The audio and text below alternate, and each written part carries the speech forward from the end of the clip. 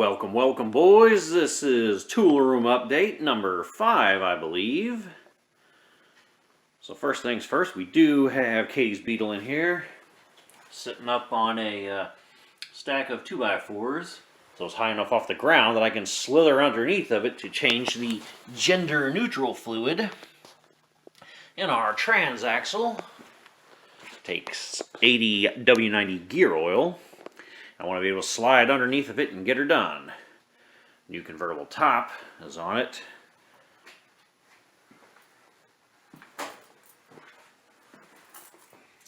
And as we can see from the tool room update, we do still have our welder, one of the air compressors over there. Parts washer's still there. We have my Beetle behind Katie's Beetle. I have a new little cabinet here, which holds some basic cleaning supplies and whatnot. If we take a peek inside, we got some shop towels, some rags, all the paint that was on that shelf, my Makita impact and drill and electric ratchet, some more Makita stuff, and like 12 quarts of oil, which eventually we'll use on the Corvette and Camaro, and that won't be there anymore. But all that paint was on this shelf over there. So we're kind of sort of slowly but surely organizing everything. And we do have paint now. So we have paint along the wall here. This switch turns on the workbench light. And let's get some more light in here for you.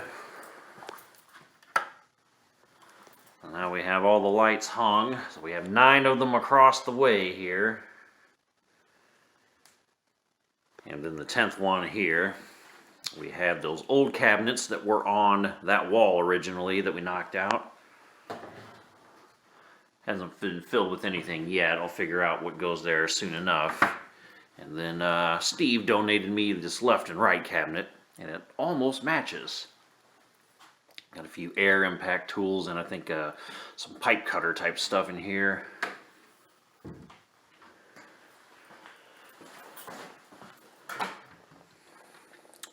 Nothing going on in here yet. We have yet to set up the vise, but the vise is going to go on this corner. And our bench is made of a bunch of 2x4s, some plywood, some 4x4s, and then that heavy wooden door as the top. I'm going to put this power strip along the bench there, plug it into that outlet, and that way I can do all my work around here. That way if I need to charge my batteries and such for my Makita, I can do that. I've already used the bench to do some electrical work. For the Dakota, I used a soldering gun and everything to solder some connectors. That way I can plug in and out those LED fog lights that go with the iron bull bumper.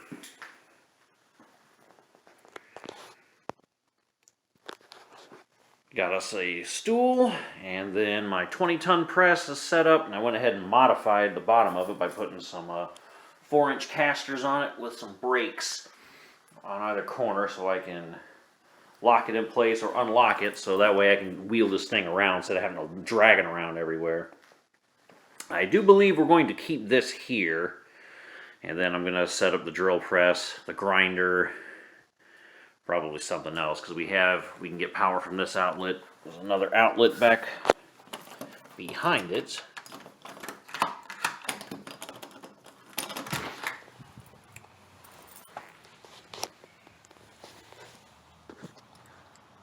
Down that way.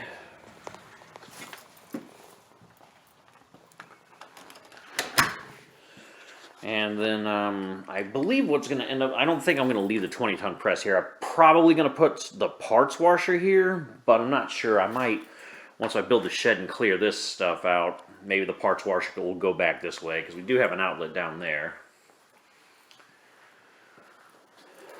We have one over here. You know, all this stuff's going to get moved out, all the stuff that I don't use that often. Got some shingles we'll use on that shed once I build it. Got the other outlet here for charging my Beetle. Katie's Beetle's also on the charger. Spare outlet here, and if I do remember correctly, I think last time I couldn't remember, but I believe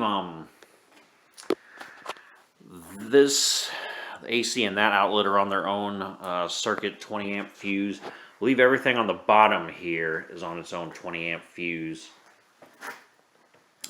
Maybe that too. My memory's really bad again. And then the lights are on their own fuse, but that's only the 15 ampere.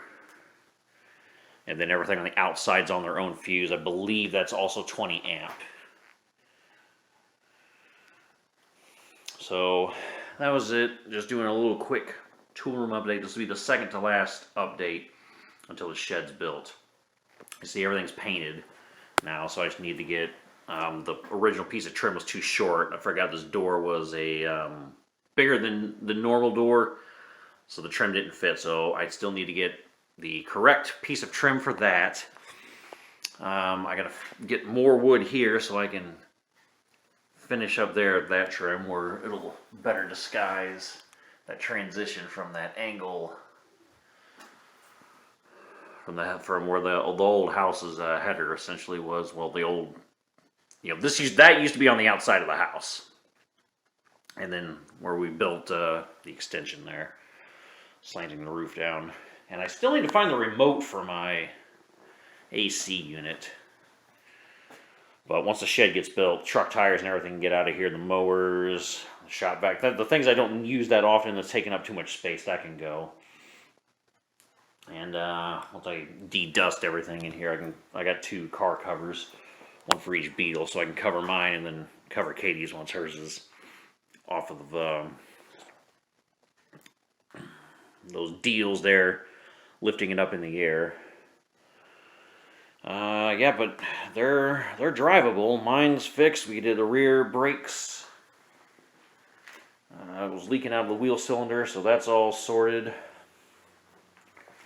And then hers is pretty much sorted. Rear brakes, parking brake, all that stuff's done and finished on hers. I just need to change the gender neutral fluid, and then put some seals in, readjust the windows, a few other things. And then this thing will be ready for the Easter car show. So Easter car show, this will be there, this will be there. That's in St. Charles at the Family Arena. So yeah, that's it, boys. That is our second to last tool room update, and the last one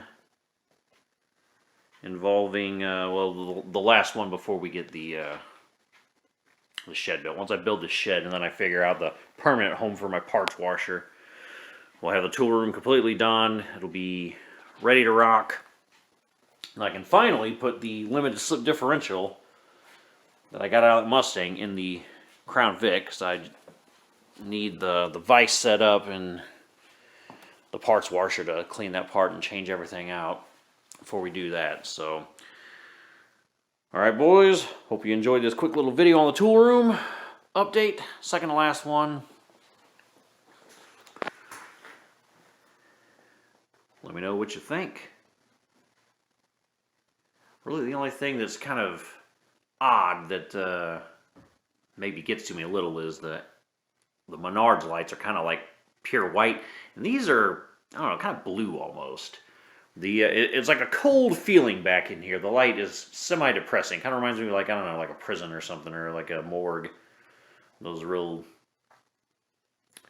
offensive lights. Whereas inside this part of the garage, it's a little bit warmer and more inviting. But so if you're thinking about the Amazon lights, you get more for less. They are cheaper, but they make your room kind of whitish, bluish. And then, whereas in here it's a little whiter in my opinion. Alright, catch you boys in the next video. Thanks for watching. Peace.